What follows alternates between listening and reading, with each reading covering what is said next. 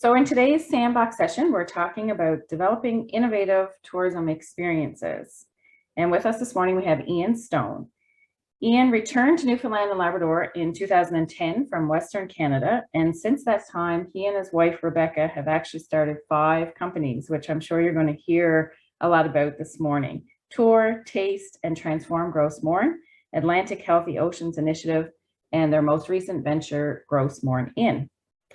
In addition to running these businesses, Ian works with Parks Canada and sits on numerous boards locally and provincially. Today, he's going to share his experience in developing award-winning hiking, culinary, and culture-based tours that connect his guests to the special character of place in beautiful Gros Morne National Park. He'll talk about some of the key things to think about as you're building experiences and talk about the value of partnering within your own communities. So with all of that said, I hope you thoroughly enjoy this session, and I'll turn the screen over to Ian. Thanks so much, Nora. I'm really happy to be here today, folks. Happy to have a chat with some of you. I have taken a look, and then just through your introductions, got a good idea where you guys are coming from. I've worked in and around the Atlantic Canadian tourism market, I guess, and done lots of best practice missions and toured all around. So I'm fairly familiar with most of your provinces in terms of product offer and whatnot. So yeah, so as Nora said, my wife and I do have a number of operations here in Gros Morne National Park. And for us, we really feel that, customization and creating innovative product experience has really been a key for us to find our place in the market, to really understand what it is and what a guest expects when they come from away to visit us. So has anybody on the call been at one of the Edge of the Wedge programs in Gros Morne before? Yeah, Misty? Anybody else? No? Okay. So Misty, you would have definitely seen here on our first slide the do what you do best and partner for the rest. That is absolutely essential in creating innovative experiences, knowing more so what you have done in your area and what's available and how to work with others that may allow you to deliver a product that goes beyond just your skill set. And I feel that that is probably one of the more essential things. And when Nancy Arsenault had mentioned this at the session that I attended back in 2011, so over 10 years ago now, it really hit home, because you can really bog yourself down trying to come up with these really elaborate and innovative experiences, but trying to deliver every single aspect of it. So truly understanding where your strengths and weaknesses are, and then looking within your community, within your region, or even within your province to see where and how you can partner is pretty much the number one thing I would say to take home. And that includes whether you're coming from a provincial organization or a DMO, or even through Parks Canada. I think Parks Canada is quickly realizing as well that, they've had limitations in certain things that they can do, but they can really share their brand with a region and allow a private operator to deliver an experience, and of course, then get revenue in return. So I'll touch on a number of things, but I'll quickly pop through to the next slide and give you an idea of the types of experiences that we're involved in. So as you can see there, these are kind of our 3 main operations that we have. So Tour Gros Morne encompasses a lot of customization. So we take small groups, usually anywhere from 2 up to about 8 people or so. We take them through Gros Morne National Park, touring various communities, and also doing things like hiking tours, multi-day treks, artist studio tours, as well as dark sky viewing, mussel picking, different things like that just allows somebody to find themselves in our landscape. So we try and make sure that the communities are fully engaged and involved, and that we're interacting with as many people throughout their experience as possible, so that those guests really get a rounded experience. Ahoy is our not-for-profit. So Ahoy really depends on partnerships and working with other interested organizations, agencies, government, and other businesses. So we do things like beach cleanups, we do waste reduction, we do marine and waste consulting, as well as working with other businesses to show how they can reduce their waste and actually save money. So one of the projects we did last summer was actually move many of our adventure tourism operators have now moved to reusable lunch containers. So they're like a metal bento box sort of thing. As you can see up top there, we work with a number of government agencies as well to do things like beach cleanups. And then lastly, we do have Tour Gros Morne. So this is our culinary side. So this was actually one of the first businesses we started. And the types of tours we do there are gourmet customized picnics. We do all the lunches for Tour Gros Morne, and then we do multi-course food tours. So these multi-course food tours actually take guests through multiple restaurants in one evening, and we tell the story of the people, the place, the chefs, the food, really getting a rounded experience and touring through actually multiple communities on that tour. So we can pop through to the next slide. So first things first is really, why are you guys thinking about developing? What is it about, creating new experiences in your region is, top of mind right now. Gros Morne National Park had 2 operators for over 28 years. Beyond that, that was it. It was a boat tour and some hiking and kayaking tours. Other than that, things were fairly stagnant. And as a national park, there was a lot of concern around, are we really moving with the times? Are we creating experiences that are meeting the visitors' needs? So you'll see here in the photo there, that's actually Cedric.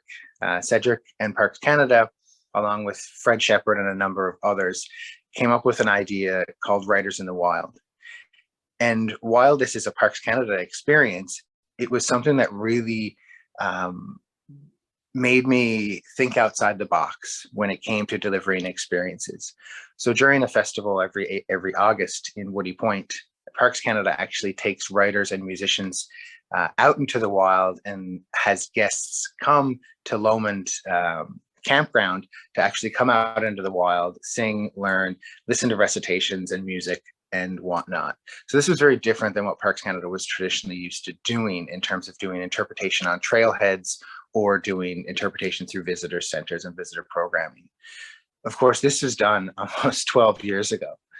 But since then, we really haven't moved that much forward when it comes to, say, even a Parks Canada's point of view.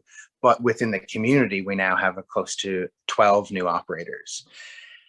And so when you start looking at these types of product offerings that we see when we're traveling around the world, or even just traveling within our country, we start to see, okay, here's some ideas, and how could that work for us?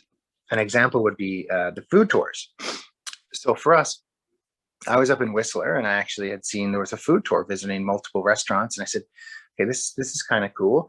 But I always anticipated it as being really, really challenging to really get the engagement or really get people committed to doing something like that in our community, because we only had a few restaurants, and would they really understand why a guest would be worth having them come in just for 30 minutes or 40 minutes at a time?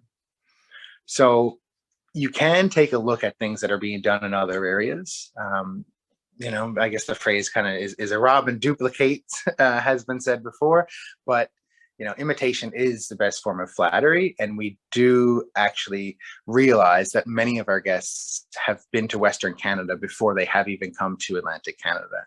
So knowing what is in some of the destinations that our guests have previously been to before coming to our area can help us look at some things that guest may be expecting, or maybe hoping or envisioning might be available in that area.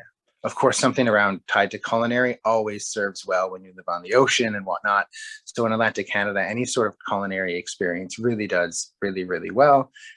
And we tend to see that being a high priority in Atlantic Canada for most of the destination development organizations. So for us, we didn't have a restaurant. So we looked at how do we partner and how do we find reasons for them to want to work with us, even though there's always going to be some challenges and whatnot along the way. So for us, it was, having really clear lines of communication with them, really developing insightful means of how they were getting to get to their passions. So, having the chef be able to come out and have a chat with the guests about the food that's being served to them. Having their servers talk about the wines and how the wines pair so nicely with certain fish and whatnot. So they were then given the ability to tell their story. We found that there was more meaning for them. Of course, most businesses do count on their bottom line. And after the first summer, they quickly looked at their bottom line and said doing food tours was very, very profitable for them, because we found a happy medium with the communications, and also when we could bring guests through their restaurants. So we were going in on their low times between 5 and 5:30, 5:30 and 6, and then our guests would actually be gone, moved on to the next restaurant. So many of them were quite happy with that. Of course, when you look at a new idea and you see, okay, I've seen this in other places, maybe it can be done where we are. For us, it's making sure that it comes together in a fashion to which it's not fragmented, I guess is the best way to say. So when you're looking at an experience and looking to develop it, you need to make sure that the feeling that you want your guests to have, the quality or the level that you want your guests to expect, needs to be carried through every part of that experience. Of course, as I said, we work a lot with partners, and that means that all your partners need to be on that same level. They all need to be, singing from the same hymn book and understanding that it is important to make sure that you're keeping up your part of the program or the delivery of the experience, because it can really create some challenges then when the guest doesn't feel that cohesion of the product. Of course, probably one of the bigger things in the last year and a half is every one of your partners doing it in a safe manner? Is everybody adhering to COVID protocols and so on and so forth? So of course that has created, further lines of communication, further lines of discussion, and just making sure that everybody is on the same page.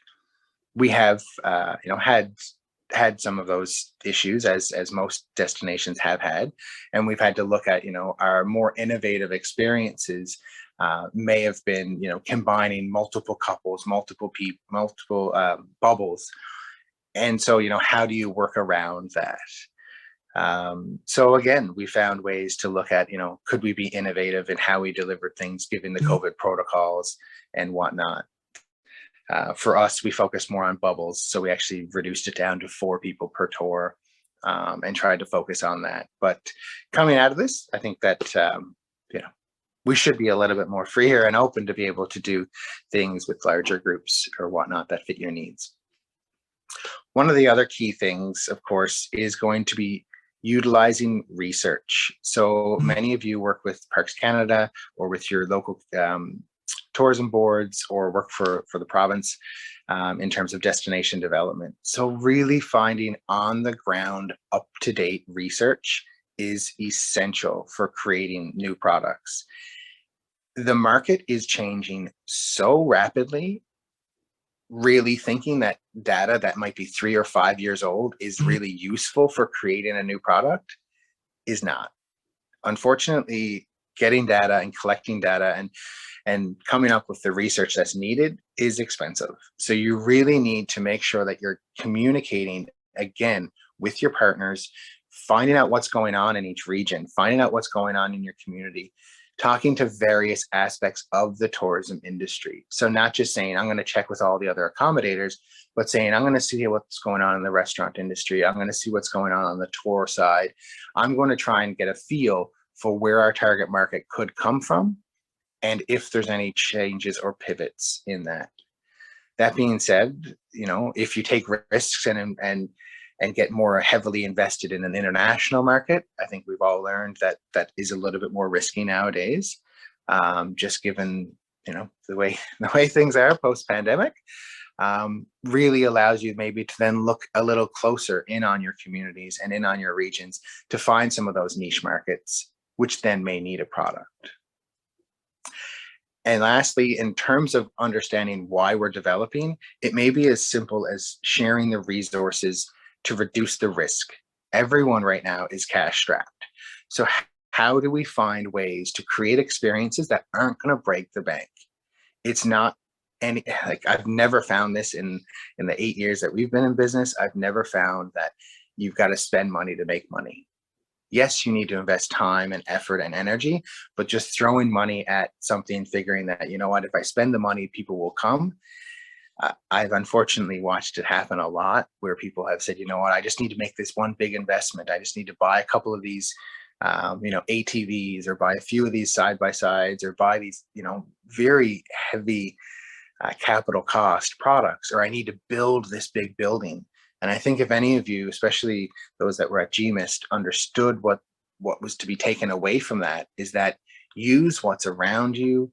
You don't need to build new, and try and find ways to move forward without investing massive amounts of money. I say that tongue in cheek because now I've just invested in a multi-million-dollar inn, to which is very much a capital expense. But that inn is going to allow us to not just put bums in beds and put food on the table. It's going to allow us to deliver so much more value added experiences, everything from dark sky hiking, or dark sky viewing, to touring the property, doing hikes, doing foraging. Primarily we look at this as, the bare minimum is bums in beds and food on the tables. You really want to look at where you can provide value to those guests and really incentivize them to spend more and to really be part of the story of people and place. So we'll pop on to the next slide.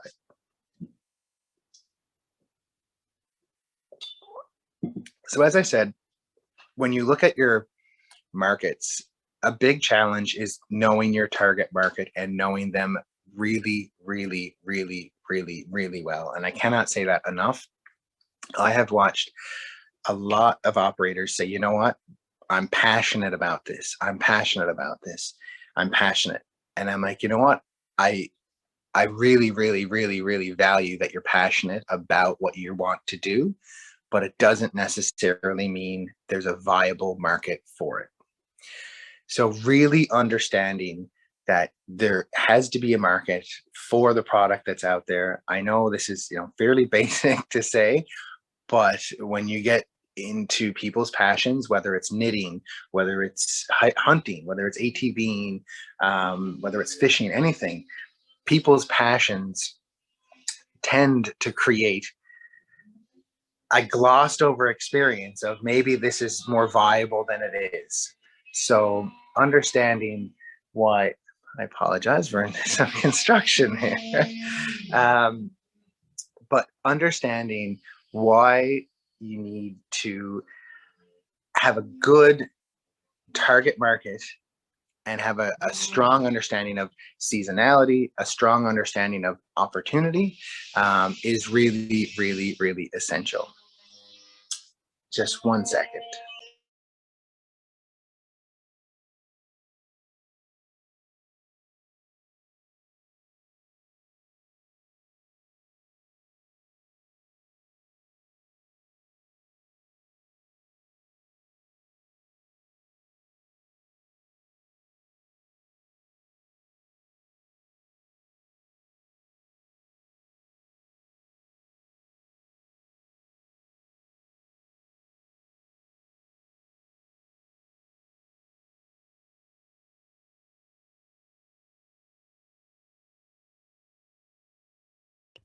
Really apologize for that. Nora's like, what happened? So yeah, they're deciding to cut some metal downstairs right now, and it's very, very loud. So yeah, so when we're looking at target markets, you really, really, I cannot underestimate that, for the fact that once you're looking at those, you're then looking at where other opportunities exist. So many times when I've looked at what a target market might be, it's led me down the road to say, you know what, there's actually a bigger market over here. And I shift or adjust what my thoughts are, or I shift or pivot kind of, maybe if I work with this partner, maybe if I work with cruise ships, maybe if I work a little bit more with motor coach, maybe if I look at, where people are specifically coming from, you find a new product that is still part of your passion, but has a bigger market to it. So finding the right community partners is obviously essential. Creating a feeling of not just a product. So one of the things that I've been taking from a lot of the sessions that I've been part of as well is that when people come to Atlantic Canada, they want to really understand people and place, but it's the characters that they meet along the way that really allows them to take that home with them. So I've been fortunate enough actually to work up in the Tour Gros Mountains, and there's one thing that every single person that I've ever met that's ever been to that destination has said that they've never been able to experience anywhere else, is that feeling of being part of something that's bigger, that feeling of being part of the landscape, that feeling of really getting to see behind the curtain of the people that live there, behind the natural beauty and wonder of a place like that.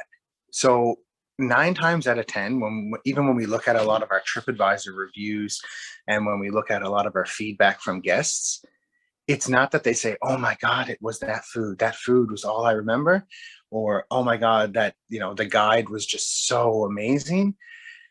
Yes, you hear that, but it's always comes down to the way they felt, and they remember the feeling that they had, that like pride of being from Atlantic Canada, or pride from being from Canada, or pride of being part of something that was giving back to the community, whether it's a beach cleanup, or whether it's a hike, of that feeling of I made it to the summit. I actually got to the top, even though I wasn't sure and I was nervous and whatnot. I got to the top. It's that feeling. It's not about the lunch that they necessarily had. Of course, as I said before, you need to make sure every part of the experience hits where it needs to hit and how it needs to hit in terms of quality for the type of product you're offering. But again, the biggest thing I guess takes away is that feeling. And so that also goes for if they're staying at an accommodation too, right? Do they feel value? Mostly is the attachment to an accommodation. Do they feel the value for what they've spent to be in a place like that? So you're not just creating a product, you're really creating a feeling. So if you're in the woods and you're touring around, making sure to stop and let people just soak it in. Recently, when we've been moving people, if you've ever been to Gros Morne, there's a large bay in the middle of the bay. And when we get the opportunity to move our guests from one side of the bay to the other side of the bay on smaller shuttles and whatnot, and we know it's that perfect calm day, which doesn't always happen in Newfoundland, we actually ask them to stop the boat and shut it off. And this is not something that we talk about or say that we do or whatnot, or that we're doing interpretation. We just stop and we sit there for a minute and we just take it in. This beautiful natural surrounding, the fact that you're sat out on the ocean and it's flat calm. And we don't go into a big interpretive spiel. We just sit there and we know that our guests are about to start a big day hike or a big day of exploring. And we've become more in touch with ourselves in the last year and a half, to our guests that just, want to grab those moments, those single moments, and be like, wow. And that creates a feeling. They sit there and they go, we're very fortunate. We're very lucky, right? To be in a place or be in that moment, to enjoy it. So for us, it doesn't cost us anything to stop for a moment and just take it all in, instead of trying to rush and progress through our day. And likewise, if you're delivering an experience, whether it's knitting or whether it's food or whatnot, taking the moment to take it in and be, you're working with your hands, or you're smelling certain things that are coming from just next door, and you're saying, wow, so it really, I cannot say enough about trying to put feeling into it, but not forcing it as well. So there's a happy medium there. And values for your guests' interests. So truly understanding, again, that target market and understanding what your guest values. So, a recent example is we have guests that call us and say, we want to do not quite the heavy hiking tour. We want to do a lighter hiking tour. So we want to do something called your land and sea tour, which includes a lot of afternoons doing artist workshops, mornings doing light hikes and whatnot. My first question to them typically is, do you enjoy the artist workshop? Do you enjoy artist studios? Is this something that you have really said is like 50% of what you'd like to do? And when you get a guest that says, well, no, I just want lighter hikes, then, we're not going to put them down the road of putting them in a place where they're just passing through because it's part of a program or part of how it typically moves around an area. And for us, that has really been where we realized, when you understand your guest's interest and you value their time on that interest and putting them in the right place at the right time, you can not only charge more, but you get more feedback from that guest. You get more reviews. You get more, they feel like their time was valued as well. And it's not that much harder to do that sort of thing.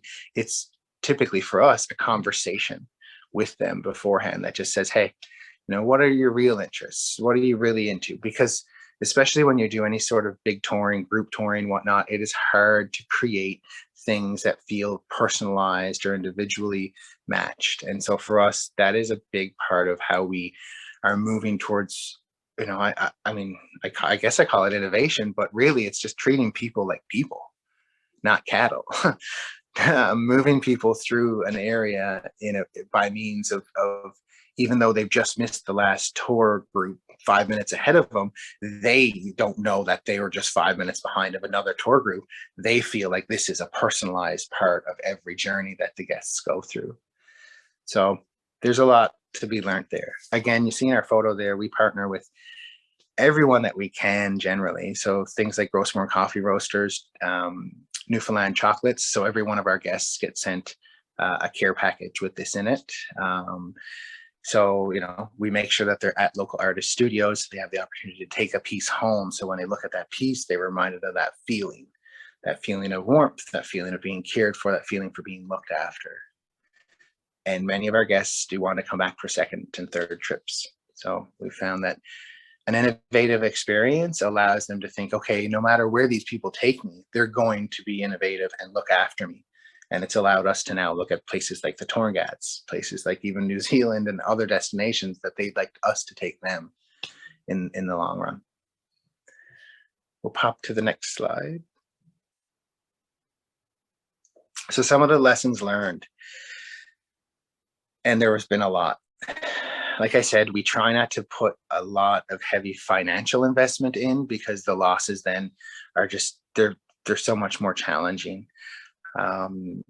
So when we look at it, your product doesn't have to be a fit for everyone. So if you're working with an operator that says, oh no, I need to make sure that it fits every demographic, it fits every market, you'll never do it.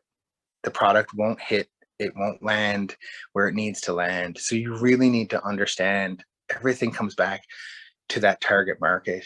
And you wouldn't put a 25-year-old on a motor coach tour with 65-year-olds. Well, you probably wouldn't want to pair all of them up for an evening experience necessarily either.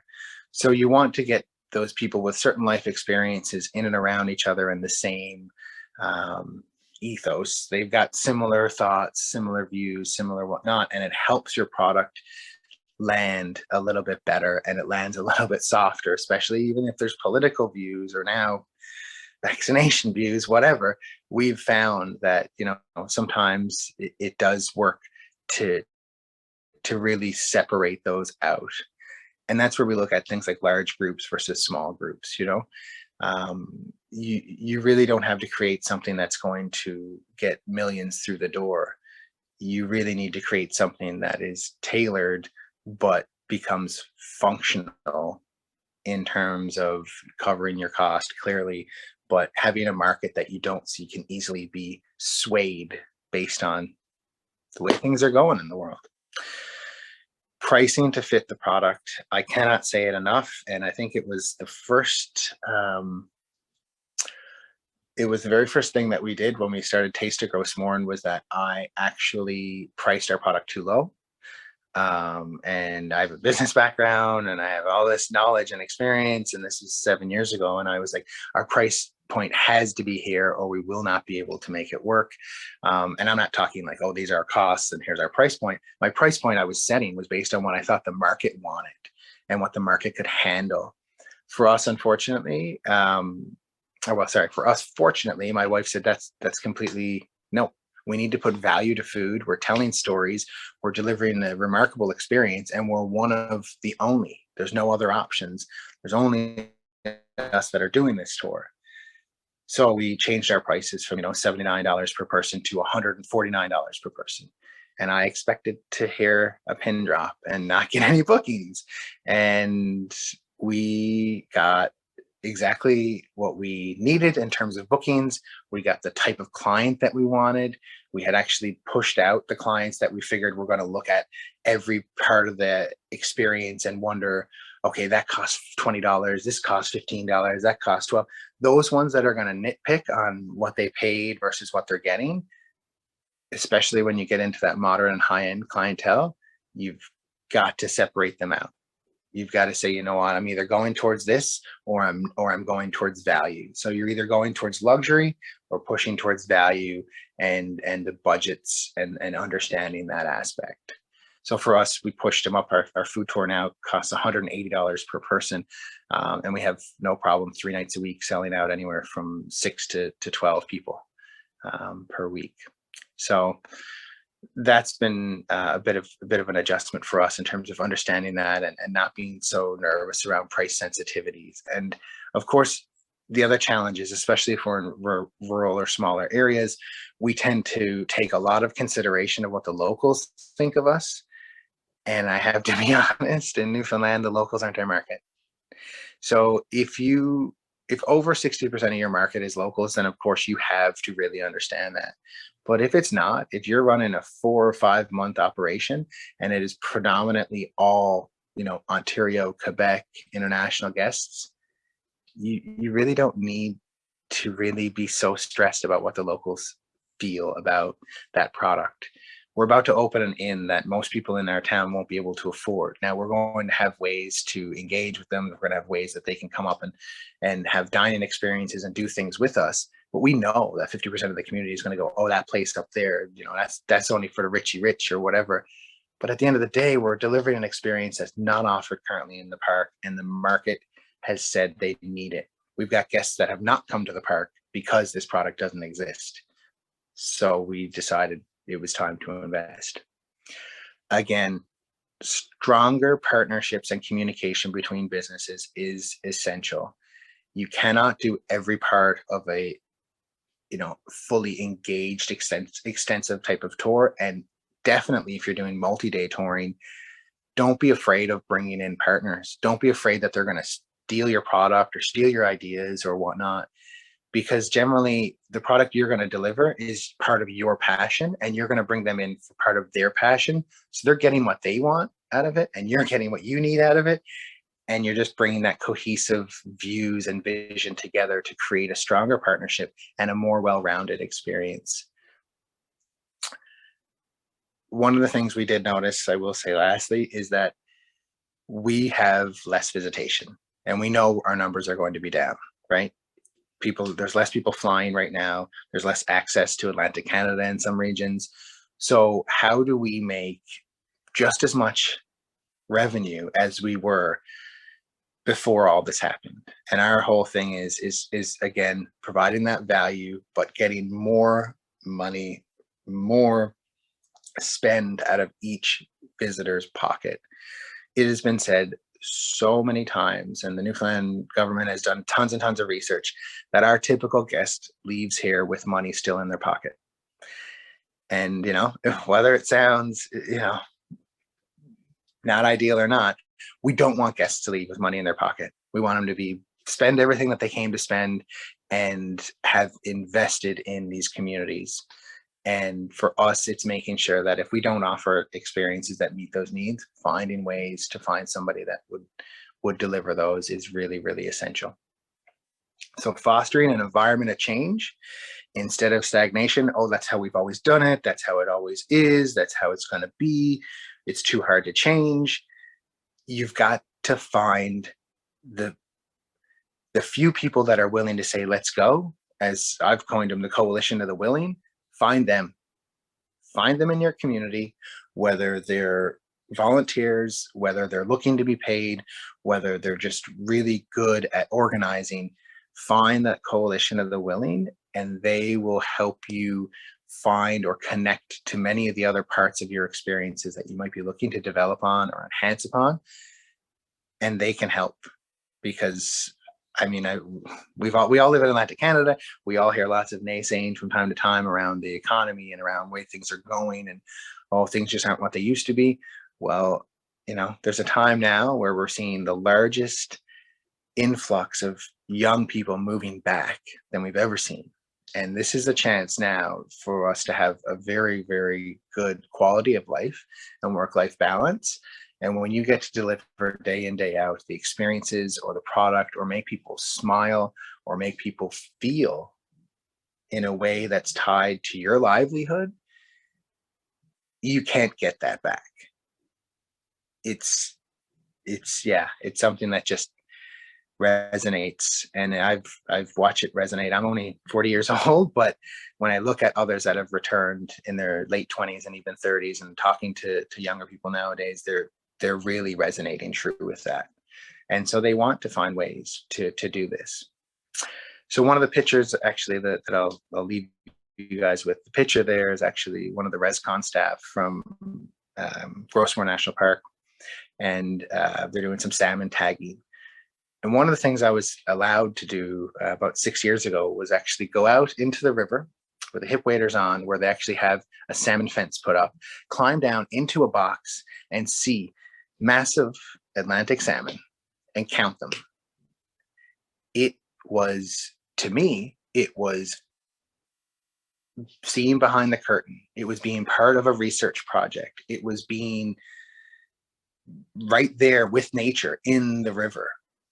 People don't get that opportunity. And many times you see them in a salmon chamber or whatnot.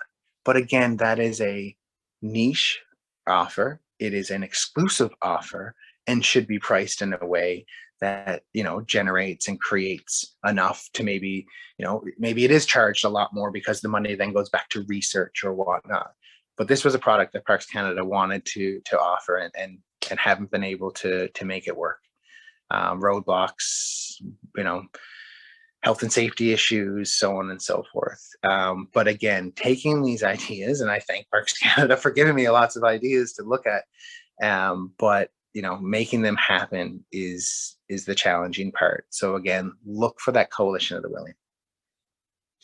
Hopefully that gave you some insight. I didn't necessarily delve too much into any specific part of the industry, but definitely have experience with most aspects. So if you guys have any questions, happy to chat.